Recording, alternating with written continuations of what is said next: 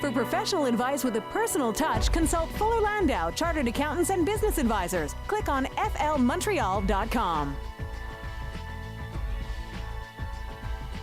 7:07 on CJAD. Welcome to today's Entrepreneur, presented by Fuller Landau, a program all about the entrepreneurial spirit that drives Quebec business. My name is Dan Delmar, along with Fuller Landau's Josh Miller. Hey, Josh. How you doing, Dan? Great. How are you? Good. So I'm very excited about today because as someone who's in the communications industry, we have one of the biggest figures in that industry on the program today. Welcome, Jean-Claude Torchia of Torchia Communications. Thank you very much, Dan. Thanks for coming in. So I guess we'll just kick it off by maybe, going through a bit of history. Yeah, you know, Dan, it's communications field, the public relations, Torchia Communications, entrepreneurs today. I mean, we're going to hear about the story of how the PR life within the Torchia family got going, and certainly from a standpoint of how do I get my business out there? How do I get it going? We're going to hear a little bit about everything. So you're right. Let's get it kickstarted. And JC Torchia, who is our guest tonight and one of the founders of Torchia Communications. Tell us, JC, first of all, welcome to the show, and tell us what does Torchia do today and how did it get started? Well, first of all, thank you very much for the invitation. I'm really delighted to be here tonight. Torchia Communications has been around under that banner for 10 years. In fact, we just celebrated 10 years in July, but the history goes back since 1972. I still remember at 6 years old being dragged to sponsored events and PR activities with my father, who's been in the business since then. So it goes back a long way. But we've actually just celebrated Torchia Communications its 10th anniversary this year. So it's a wonderful profession. I feel very passionate about it, so I'm very happy to talk about it. Well, it sounds like you've been doing it since you were just a little kid. That's right. So it must definitely be in your blood. But where was the starting point of Torchia? How did you get into this, to running your own show effectively? Well, Dad and I were also, we had been working together in in another agency, and in the late 90s, we had this opportunity to set up our own shop. In fact, the opportunity presented itself, and we decided to take the plunge. And it's been, you've got ups and downs, and but you know what? Today we're still standing, and we're enjoying it. And your dad and you started it? Are you still a family business today? Who's involved in the business? Well, when we co-founded it together in July of 2000, and Dad stuck around for the first 3 years, and then retired. It was his retirement day. I still remember he just didn't show up. He just didn't show up that day, and at that point we brought in my younger brother, and my younger sister. Danny runs a Toronto office in Toronto. And my sister handles HR here in Montreal. So we've got an office in Montreal and Toronto. It's interesting. You have a lot of parents that are handing off businesses that tend to be more controlling. And here we have Dad who decides one day just to kind of not walk through the door, and, whether he has reliance on his children or not. How did that affect you and your relationship with your siblings? And was there a smooth transition? Was it even an issue? It wasn't an issue. We were ready to run the business, and I was, and I think he felt as well that it was, I was ready, and we had worked together. We had a wonderful client base. We had some wonderful, and still do have some incredible employees that we consider family. So I think the timing was right for him personally, and it was the timing was right for us to run the shop. It's interesting that you are a family-run PR communications business, because a lot of your competitors are corporations, people who aren't don't present as friendly, a facade as you guys do. That must be a major selling point for you. It is. Dan, again, we are an agency that puts heart into its service. Numbers, of course. Billable hours is what the service industry works on. But it's beyond that. The 22 people that work for us are members of the family. They really are. I think they feel that. I think if you ask the question, they would support that. And for us, with our clients know that when they come to us, they're getting a family. They're getting a boutique shop with personalized and attentive service. So it really just makes us quite distinct in the community. So it's in that sense, I think there's a big plus. So with all the this family style, I guess, that you have, running your show, do you feel it's always helped you, or has this style of management hurt you ever in any way? You know, at times it has hurt us. I mean, there's no question that the fact that it's there's a family approach there's benefits, but at times sometimes you let your heart make decisions for you, which is at times has hurt us on the business side. Do I have any regrets? No, I think you have to be careful when you're running a business. You know, at the end of the day, you have to make sure that that there's a profit at the end of the year to be able to pay your staff. At the end of the day, you've got to watch the numbers, but you've got to be careful. You've got to try and keep a happy balance between your heart and families and the running of the business or the financial aspect. And clearly, in a service business, especially in the PR world, you have your employees or your team is both your number one expense and your number one asset. So, I can understand certainly spending a lot of time with that and energy and effort. And being Montreal, I believe is a communications hub for many businesses for this type of world. Is it easy to find those people? In Montreal is a very talented communications community. It really is. We've always been that way. We're a bilingual community. We're geared towards communications historically. There's some incredibly competent people out there. The key is to make sure you attract them and make sure that you keep them and keep them happy, keep them motivated, and that's the key to our success. They're in front of your clients every day, I would imagine. I mean, is it difficult to establish a level of trust? Yes, it is. I mean, again, the clients, first of all, they're looking for honest advice. We're not yes people. So clients, when they come to us and they seek our counsel, one of the things we've always insisted on is that they always get our honest opinion on the subject. At the end of the day, it's their call to decide whether they accept our recommendation or not, but they'll always get our honest counsel, and then, of course, we rally behind them as soon as they make their decision. We'll talk about some issues you've had over the years with clients. Our guest this evening on Today's Entrepreneur is Jean-Claude Torchia, Torchia Communications. If you want to join the conversation, you can do so at 514-790-0991, 790-0991, star talk, star 8255 on Bell Mobility, and you can also text in to 514-800. It's 7:15 right now. For professional advice with a personal touch, consult Fuller Landau, Chartered Accountants and Business Advisors. Click on flmontreal.com. Today's Entrepreneur program every Monday night, except when there's hockey, 7 p.m. Program about business people just like you, gone through lots of ups and downs in the business world, but have succeeded in the end. My name is Dan Delmar, along with Fuller Landau's Josh Miller, and we're talking with Torchia Communications Director JC Torchia, and we're mentioning how Montreal, JC, is a marketing city, a communications city. How do you guys stand out from the crowd, and how do you continually get new clients and get new business? Well, Dan, if you can't, you've got to hustle. There's no question. You've got to hustle every day. I mean, every morning we wake up and we proactively seek new clients. If we don't do that, we're out of business. But I have to say that there's been, over the years, again, because of our good hard work, I would say roughly 75% of the new business that is brought in is by word of mouth, which is fantastic. It's actually clients that turn to others and say, well, if you need a good, PR agency, speak to Torchia. So it really is, it's a two-pronged approach. It's really, you've got to be out there hustling on the one hand, and on the other hand, you have to make sure that you do good work so that they go ahead and spread the good word. Do you find that being in the business and, telling your customers how to approach their clients, you kind of look at yourself and could say, well, like with a shoemaker with hole in his shoes, do you deal with your own business the way you would consult a client? Is that something you spend some time on? It's a very good question, Josh. You're right. I mean, it's we need to spend all our time and energy, helping our clients get visibility. So it really is not in our nature, if you will, to seek publicity and coverage for us. But for us to survive, we also need to be out there in the marketplace. We need to make sure that people hear about us, and especially within the community, within the trade community and the prospect community. You're 10 years into your business.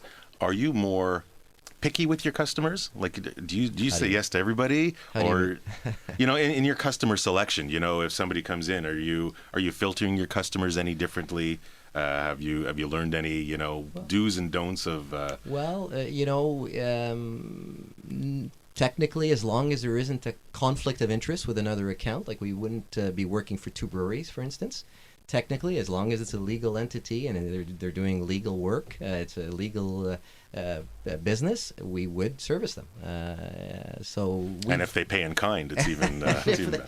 Well, and we really are in many sectors. In fact, we cover the broad spectrum of sectors. We really are exposed to. We service all the sectors of business right now. Is that something that you've kind of developed over the years, or from day one you said we're going to tackle any industry, any sector, or did you develop some specialties along the way, consciously or not? Well, right now we specialize in media relations, of course, which is our bread and butter, crisis management, which is a growing component of our business, media training, so how to present yourself to the media, messaging, that kind of stuff. And historically, the agency has done a lot of sponsorships, so special events. So we've been very active over the years in major events, be it racing, golf, tennis, the arts as well. The Jazz Festival here in Montreal. We've been historically, again, the track record is very sponsorship driven. We've evolved. We started off that way. Today, we're less so. We're less special events, less sponsorship, much more corporate PR, brand PR, and we do a lot of crisis management. Crisis management right now, just look around. If you look at the Tiger Woods situation, you look at BP, what happened in the Gulf, and what happened today with I think it was CN derailing. It's incredible. The pace, the speed at which people communicate. I'm sure over the years you've learned many things along the way. Is your advice today to your clients different than it was 10 years ago? Oh, and how? It really is, Josh. 10 years ago, you had the time.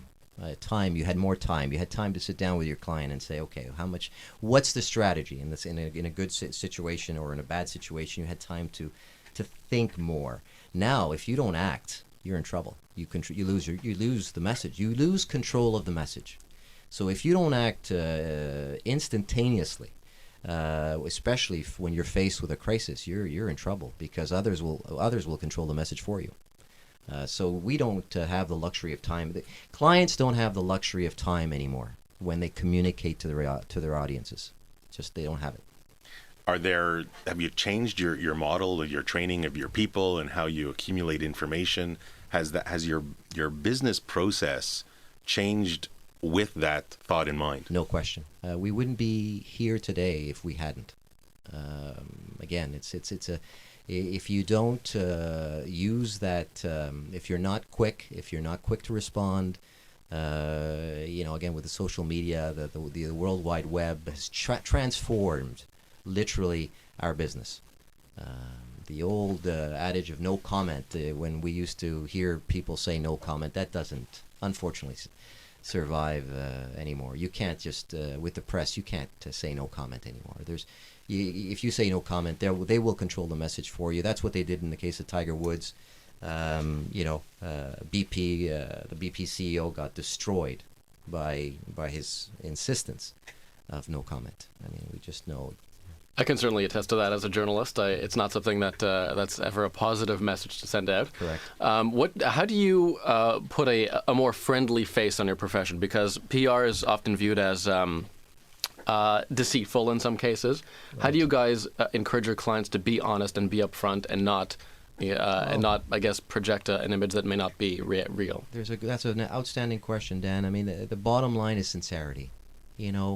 What we tell our clients is that you have to be sincere in your message. Let's keep it to 2, 3, or 4 messages and be sincere. If you can't be sincere, don't say it. So let's scrap it out.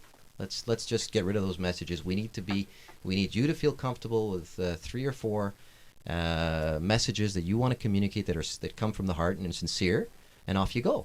Because as you say, the media they're bright and they're exposed to the World Wide Web again. The internet is full of information. They can cross-check everything you say.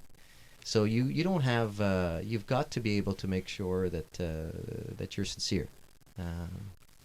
We're here with JC Torchia, and I think I'd like to bring it back to the clients and the customers and how you're managing the business. I mean, marketing and PR is on a lot of businesses' budgets until something goes wrong, and it may be the first item that businesses, small, medium, large, seem to cut. How do you manage a change? Like, for example, JC, the recent recession that came out. How did that affect you? How did you react? And what did you learn from it? Well, I'll tell you, in I think it was in October of 2008 when the economy just tanked. I'll never forget this. I got in that same week 3 phone calls from our 3 biggest accounts, who basically told me, JC, 2009 we're cutting our budgets. It's as simple as that. There wasn't any rational reason behind it other than the fact that they were expecting 2009 to be a disastrous year and they had to cut budgets. Very tough in our business because we have our people, we pay salaries, and we have rent. I mean but 70% of our costs, if you will, or investment, if you will, goes towards our staff. So you have to be very careful because you still have to. There's payroll every 2 weeks. Payroll comes around real quick. Clients now, especially when times are tough, they delay paying you. It takes sometimes 6 weeks, 8 weeks, at times 120 days. So you're managing. You've got a payroll every 2 weeks, and you've got to manage the inflow and your cash flow. You got to manage your cash flow. It's very tough. It's very tough when you're in the service industry and when you're faced with a recession. So are you? I mean, you must have a number of clients. Is there ever a time where you have to consciously say, listen, the economic dependence, we're in a service business, you have a lot of clients, but sometimes you have that one client that kind of accounts for a big chunk of that revenue. Well, now, Josh, in 2004, just to put things into perspective, we had our biggest account back then represented 60% of our fees, huge chunk. And things developed on their end where they had to, unfortunately, cut back, and we were in deep trouble. Today I'm proud to say that our biggest account represents roughly 13 or 14% of our fees. So we're much less exposed to risk today than we were back then. So you still have to, again, manage the financial situation carefully. But I don't think I would ever want to be in a situation where 60% of our fees come from one source. If another potential large client came along, would you say, I'm sorry, you're just too big for us? No, Dan, you know what? I would probably take the account, but you know what? I would manage the company much differently. I would manage it much differently. With much more care in terms on the expense side. Mm-hmm. When you've got this big account that represents a considerable amount of money, you become lackadaisical in terms of your expenses. So you can't do that. So I wouldn't say no, but I would be very careful as to how I manage the business and manage that account. It's interesting. There's many entrepreneurs out there that, and JC has an excellent point, managing risk. Yep. And the entrepreneurs, it's almost an oxymoron, managing risk. Entrepreneurs are risk takers. They're the ones that want to kind of roll the dice. They have this passion, want to roll it. Yet the managing risk, which is hugely important with any business, kind of gets left by the wayside. So to learn a lesson so clearly and so adequately, and I'm glad JC brought up the point, because it's something that has to be on the forefront of every entrepreneur's mind. You're making a decision, you're plowing forward, but what could happen if? Is there a plan B? Is there something else that maybe they should think of or manage on the side? God forbid some crisis comes, whether it's economic dependence of losing a full customer or not. And I think that's a lesson that's huge in learning.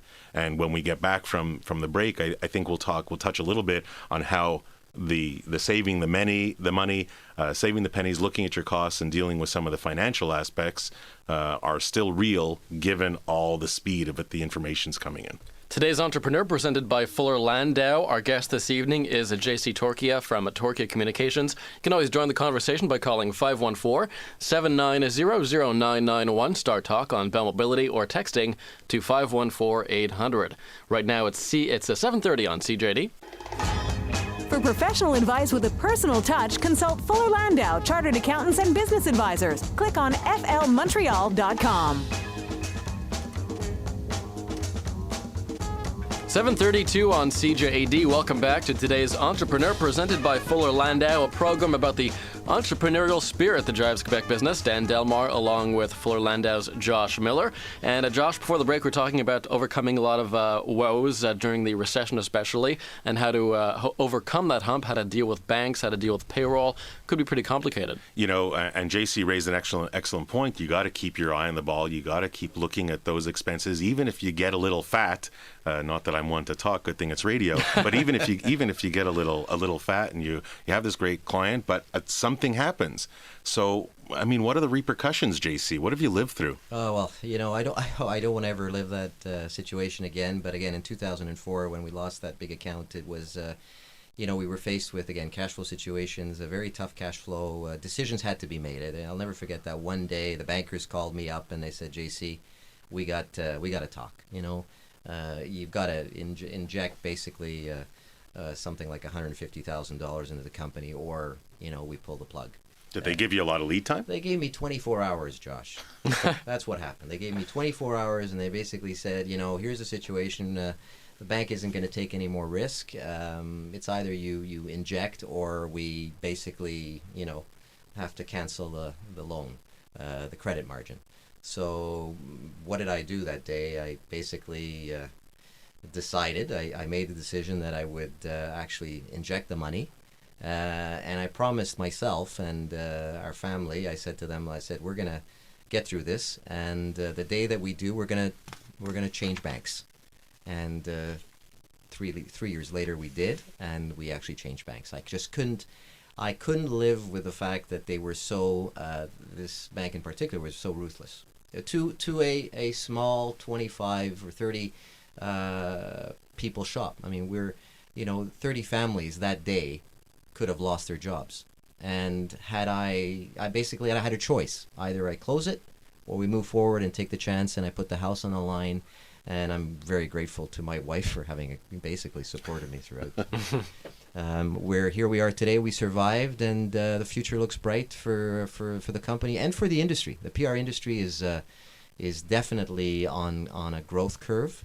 So again, the social media, from a social media perspective, it has basically made our profession incredibly powerful. Did you're talking about the story about the bank. Did it make you change any of your processes? Were you a little more focused on maybe cash flow? You're dealing with your suppliers. Josh, at that time I started looking at pencils, the purchasing of pencils in a different light. It helped me a lot, and I'm actually the hardship is it was learning that I'm grateful for, because I was young enough. I wasn't at the end of my career. I mean, if I was in my 60s and towards the end of my career and had this happen then I would have been, much more miserable. Today, I'm in my mid-40s, and I still plan on working for another 15, 20 years. So I've learned a lot through it, and we have collectively learned a lot through it. And I think it's helped us. It's helped us succeed. Helped you keep an eye on the ball, certainly when things are changing so drastically in the industry. I mean, I kind of cut you off earlier when you were talking about social media and the speed of information. That in and of itself, we talk about entrepreneurs and facing environmental change and how they are proactive or reactive. Tell us how Torchia Communications dealt with the speed of the social media. Well, it's again, as I said earlier on, you don't have a choice. You don't have a choice anymore. Companies can no longer sit on their laurels, wait before communicating to their audiences, because the message will be controlled by others. And so, you can't do that with advertising, although advertising has a role and will always have a role in a marketing perspective. But advertising says advertising what you say about yourself, but PR is what others say about you, and that's where the internet and social media, it's what others say about you, which could destroy your brand overnight. You can go from being a multi-billion-dollar company and then basically have to close your shop if enough people say bad things about you. Over the 10 years that Torchia has existed, you've seen firsthand the evolution of social media. How do you, in some cases, it strikes me how many fires that people have to put out, whether it's on Twitter, on Facebook. How do you get to all those sources? How do you affect change in various social media? Well, the key is to make sure the news gets out there and to reach out to them and make sure they get your version of the story. And on the other hand, you've got the old-fashioned, if you will, the credible, the dailies, the credible sources, which, by the way, are going to be around. I mean, let's not kid ourselves. The credible journalists and the credible newspapers are always going to be around. They're here to stay. Consumers are also very intelligent about what they read. They know what is credible and what isn't credible. So you have to cater to both those groups and make sure that they get your version of the story. Do you train your people any differently? I mean, are they in tune with all these? They have to be, Josh. They really have to be, and they try hard, and we try hard. It's the only way. If for us to survive, we have to know the game, and we have to make sure that we remain out there in the marketplace and communicate to them on a timely basis and in a timely manner, in a professional manner. And the key with the press and the key with bloggers and everybody else is to make sure that what you provide, the information you provide, isn't gibberish. The worst thing that you can do is send out a press release that says nothing. The more you do that, then the more you become a branded commercial agency, and then you are never going to be looked at again. Is there, over the 10 years that you've been dealing with crises and dealing with getting the information out, is there one incident that you felt you've learned the most from, or that you've taken away or changed a little bit of your mentality? Yeah, vis-a-vis a client? Vis-a-vis a client, yeah. We've had, we've had all kinds of challenging clients. We've had, situations. We've had death threats. We've had, the death of Greg Moore. When he was racing in IndyCar, we handled his accident. We've handled so many different clients in good times and in bad. It's hard for me to pinpoint one, but I think if you look at if there was one memorable experience or on a global scale, I would have to say that it was our involvement with Jacques Villeneuve. Jacques Villeneuve is, Formula One champion, and we were involved with him back in 1995, and we took him basically from, for Formula Atlantic days all the way up to Formula One, and we basically helped him build his career PR-wise. He's struggling a little bit right now, but I know he's hopeful to find a ride in NASCAR and hopefully in Formula One day. But from a global perspective, from my personal perspective as well, on behalf of the firm, that was a global mandate. It was a Formula, be it British American Racing back then, was a client of ours. How do you find that local to global has changed over the years, and how do you manage it differently? It's incredible. It's in the last I would say 2 to 3 years especially. You don't have to go too far behind. The last 2 years, the speed at which communication is communicated it's incredible. You can't keep up. It's so fast. So again, global brands, global corporations, if they're not prepared, they're dead. BP to this day is a I still don't understand what they were thinking from a PR perspective. Either he was very ill-advised, or he was just stubborn, and it could be both. But when Anderson Cooper for 45 consecutive days, I think, basically went on the air and said specifically, no comment today, day 1, day 2, day 3, day 4 on behalf of BP. It didn't make any sense. If Tony Hayward was at the Torchia office, what are a couple of things you would tell the BP CEO? As soon as that happened, Dan, you've got to reach out to the public, and you've got to be sincere. You've got to put your heart on your sleeve. It's as simple as that. It's not complicated. It really isn't. Our business is really not that complicated. You have to combine good judgment, and strategy. But you can't hide. You've got to show compassion for what happened in that area. And a corporation is basically its spokespeople. They've got to be trained. They've got to be sincere. Again, if you're trained and you're not sincere, it's useless. You got to be able to be trained, Keep the messages short, 3-4 messages, but then be sincere. Get out there, talk to the people. I think the speed of information that it comes out, you just got to deal with it, as he says, sincerely, but really, really quickly. And after the break at 45, we're going to talk about a little bit more with an IT specialist and dealing with messages getting out there and websites and blogging. So that'll be interesting.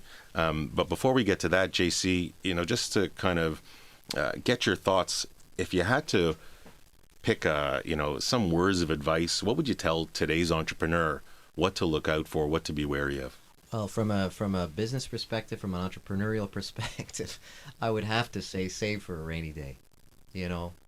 I never thought that I would have these hurdles in front of me as the guy in charge, if you will, back in 2004 and 2008. But when things are when you're making some money and you're in profit and you're black ink, save for a rainy day. You never know. You just never know, and you got to work hard. You got to work hard, and do the best you can, and make sure you provide value to the client at the end of the day. But save for a rainy day. I'm really glad you bring that up, JC. It was one of the small points you kind of threw into one of our discussions earlier, but. We get this question all the time, what companies are surviving today after the recession?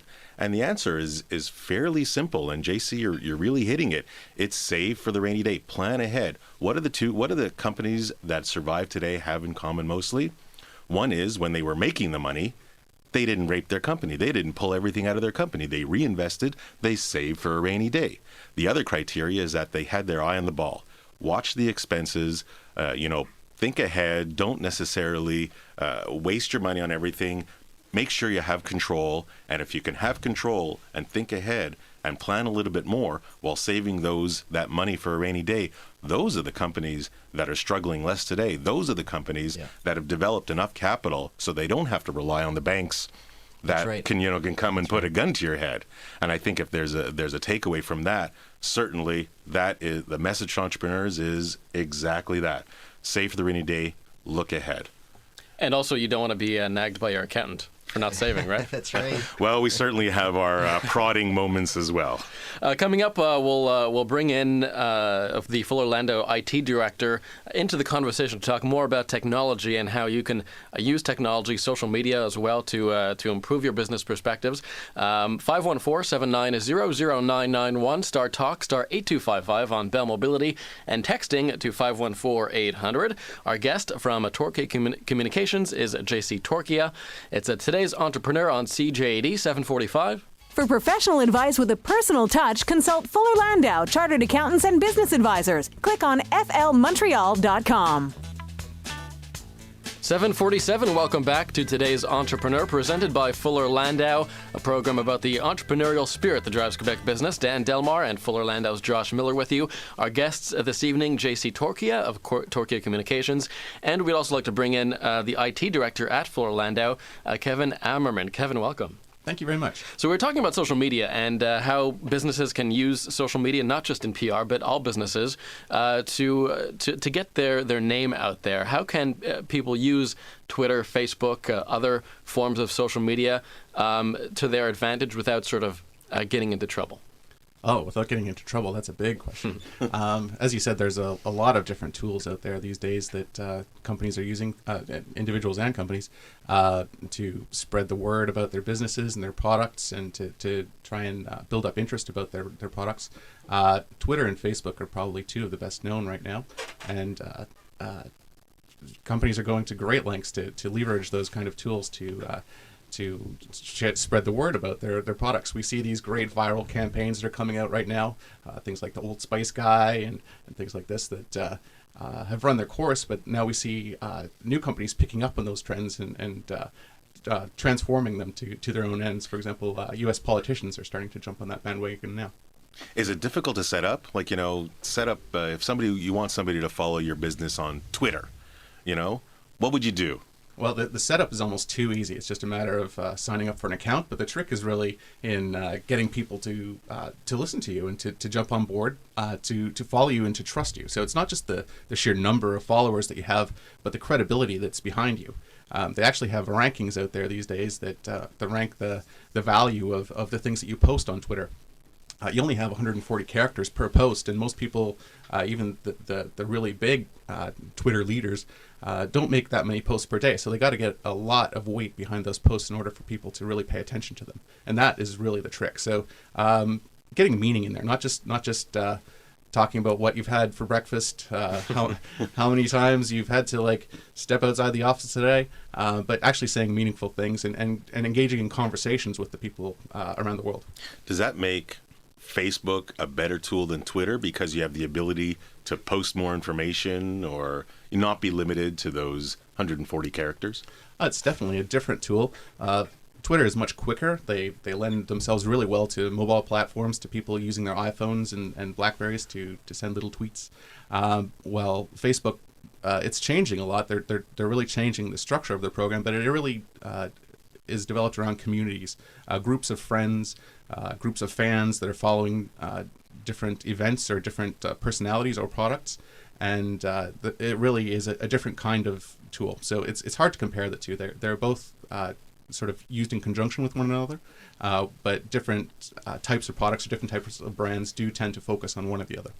I'll ask you a question from a purely selfish perspective, Kevin, because I just recently joined Twitter, and in a sense, I am a small business. So how do I get noticed? I know you can tag certain subjects with a little pound sign, but how do you put in certain keywords? I mean, how do you get people to notice you on Twitter? One of the most interesting things I've seen in Twitter lately is the surge in popularity is using Twitter as a search tool. So people will actually look for specific keywords or little bits of information, and if you happen to be presenting those bits of information, those people will start to follow you, and that has a bit of a snowball effect. If an influential person on Twitter follows you, then there's a very good chance that a lot of their followers will follow you as well. So dropping those little nuggets of important information, garnering that core of followers, and then expanding on that core is the way to expand your market. But like I say, just the sheer volume of followers is not the be-all and end-all. It's really getting influence behind your tweets. What about, let's say, what I would actually look at as a less social site and more of a business site, and talk about LinkedIn? Is that something that really entrepreneurs or businesses should look at more as a credible source versus, trying to send out some tweets about their business? LinkedIn has been around for quite a few years, and it is really a well-regarded site. A lot of businesses are using it. I haven't seen a really good business profile around it in terms of I don't see company pages in LinkedIn, but it seems to be more geared towards individuals and presenting yourself. And that's really good these days, because that's the way a lot of companies are presenting themselves, as a collection of experts. So by presenting yourself as an expert on LinkedIn, it really, it again gives you credibility online, and all of that comes together. So your entire presence via LinkedIn, Facebook, Twitter, people can search that all at once, and the more complete that picture is, the better. JC Torchia, have you used LinkedIn or Facebook or Twitter to help your business, whether it's recruiting or finding clients? Absolutely. We have our fan page, and we also feed the information, as much information on the firm. It's new clients. When we're looking for, there's job postings as well that we put up there. So yes, we do actually use Facebook and LinkedIn. And when you're dealing with your clients, your entrepreneurs, the SMEs of the world, do you tell them to hit everything they can, or should they take a more targeted approach? It really depends. It depends on who they're trying to reach, Josh. The more people that can hear about it, the better. I mean, at the end of the day. So yes, the more it depends on the strategy and the objective of the initiative. Really. Yep. Would both of you agree, JC and Kevin, that the adage "content is king" still applies? Absolutely. I mean, Kevin mentioned credibility, I think it was, and content meaningful. I think that was the word you used, Kevin. Yeah, and helping focus people a little bit. So this is where Twitter and Facebook, you tend to have conversations, and you can sort of diverge and perhaps indulge in the fringes of your message a little bit, but trying to focus your message, maybe using a website to present your core message and really present those ideas and the products and the philosophies of your company in a concise manner. The websites are definitely not gone as a tool. They're still very, very popular. No, and I was just about to say, Kevin, let's shift gears. That's great about the Twitters and the Facebook, but you got to create people at some point got to go look and see what you're about, what products, what services you offer. So the website is a huge, important tool. Is it something that's easy to set up? Can any entrepreneur just get on, relatively cost effective? What's been your experience with that? It's getting easier and easier. So a lot of companies in the 90s spent a lot of money on their websites and developing a web presence, and it's been somewhat stagnant since then. A lot of these companies have built that, invested that money in it, and they found it's too complex to update them or to make changes, and too expensive to pay someone else to do this. So there are a lot of tools out there now that allow companies to revamp their websites very economically. So there are very, very good templates out there now that can be customized, and it allows companies to spend their time and money on the message that they're trying to create rather than the infrastructure. So they buy a canned website package for the tools that come with it, and then apply their own message and their own branding on top of that. Is that something that, it's inexpensive? It's something that's free online? Do they pay for it? Do you need a graphic designer, or, really just as long as you have content, you can be good to go? You really do get what you pay for. So there is definitely a high-end market to these things. But having said that, the barrier to entry, the content management systems that used to be tens of thousands of dollars are now free. So you can set up these blog engines such as WordPress or other similar blog engines, and apply whatever template you like, and have a very professional presence online, essentially for free. I'm guilty of using a template, and I have to say it's not great, but it's not horrible for free. It doesn't keep me up at night. Which I'm glad it doesn't. But do you have, would you want something more professional? Would you want something a little, not to say it's not professional, Dan, of course. It's not. I admit it's not. But something that, an entrepreneur where, he's selling his widgets or he's selling his service like PR, that really want to have that professional presence that, part of the credibility isn't just the visual of the site in and of itself. So I think it's important that you kind of hit that threshold of who are you and what do you want to be when you grow up, and are you there yet? Well, there are two big areas where you can diverge from the template. One is in the graphic arts, the design, and the look of the site. And that's a matter of how much money you want to put into it, really. If you're not an artistic person, then it definitely pays to have some help with that. And number two is the message. And this is where JC and company would probably come into play, is in defining the message that you're trying to present and getting some help with trying to streamline what you're trying to say and really get that message out there so that you can expand on it later. I noticed JC's website, the Torchia website, is quite straightforward, quite simple. Did you purposely, are you a minimalist in that sense? Yeah, again, it's you have to make sure that whether it's your website, whether it's your press kit, whether it's your promotional materials, you've got to keep 3 or 4 key messages that come across throughout. And everything has to be synchronized. Everything has to be sort of complement each other. And so that's what we try to do with our website as well, with everything that we do, is to make sure that 3 or 4 key messages of our firm are constantly communicated to the marketplace. So content is king, but just don't overload people with content. Don't overload people, again, with content. Exactly. You don't want to overload them with too much information, too much fluff. The key is to be short and simple. No, it's to be real, but you still have to take the time and energy and effort to make sure it's up to date, because what you don't want is yesterday's news on your site. That's right. Absolutely. Are the Kevin, the one last question is the sites that you could set up, is this something that's kind of a push and play? Really, an entrepreneur can just get going. You have a couple of pages, and I just want to know the ease of. It really depends on your familiarity with computers. I would say for most people, yes, it is a push and play, but you do get what you pay for. So you can set something up very quickly. Probably within 20 minutes, you can have a page up and running. Does it look professional? Depends on you a little bit. It really does pay to get a little bit of expert help. It doesn't cost a lot. It's just a matter of a couple hours of a professional's time, and then you can be up and running and on a good footing to go forward. Well, I think, there's some great ideas and great thoughts that came through today's show, Dan. First of all, certainly from JC's standpoint, the PR industry has evolved over the years, but you still got to keep your eye on the ball when you're coming to running your own business, regardless what that is. And that is something that can never change for any entrepreneur, no matter what risk level that is attained. I think the other thing that's come out, certainly speaking with both JC and Kevin, is that marketing, while sometimes is first on the list to be cut, when your business is maybe a little on the edge or in trouble or revenues are a little down, I think it's important, and there are ways that marketing dollars, promotion dollars can be spent wisely.